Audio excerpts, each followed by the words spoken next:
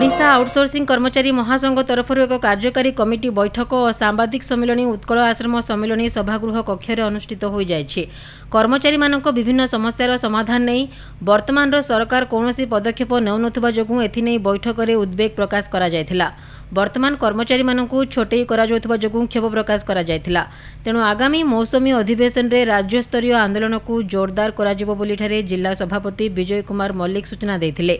एही सांबादिक सम्मिलन रे आउटसोर्सिंग कर्मचारी संघर आवाहक प्रताप प्रधान, प्रशांत परिछा, विनायक पति, उत्तम नायक, सुनील दास, हिमांशु पट्टनायक, विचित्र साहू, नमिता नायक, पूजा नायक, प्रेमानंद साहू और राहुल राय प्रमुखों समेत बहु कर्मकर्ता सामिल होइथिले।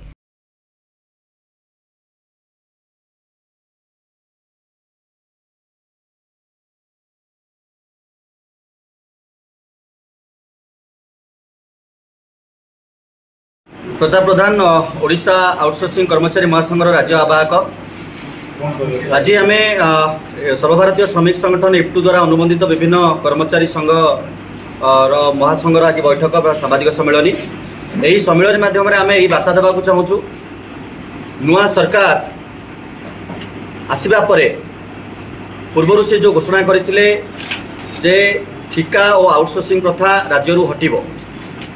वर्तमान नवा सरकार डबल इंजिन सरकार निजर 1 वर्ष पूर्ति उत्सव पालन करुच्ची, किंतु जो हिसाब पालन करुच्ची जे बहुत उत्सव पालन करुच्ची। तेणु आम कर्मचारी महासंघ मान तरफ आमर आज प्रेसमिट ये आम 41टा विभाग जो कम कर अस्थायी कर्मचारी आउटसोर्सिंग कर्मचारी से बार्ता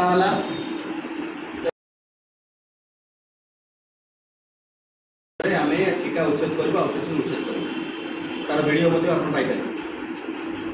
गत सप्ताह तले जो अर्कुशर एक आरंभ कले तेणुक आम जो गंजाम आरंभ कलु से आमको देखिए आम जहाँ गंजाम प्रस्ताव देलु से प्रस्ताव को अनुमोदन करती और गंजाम सब आगे थाए। गंजाम जिला सबुत अधिक मेम्बर था जिते महासंघ डाकरा आंदोलन डाकी 2017 पर 2022 आंदोलन होता महासंघ तरफ 2024 2025 भी होता। जिते महासंघ जो डाकरा डाकी आंदोलन देखिए।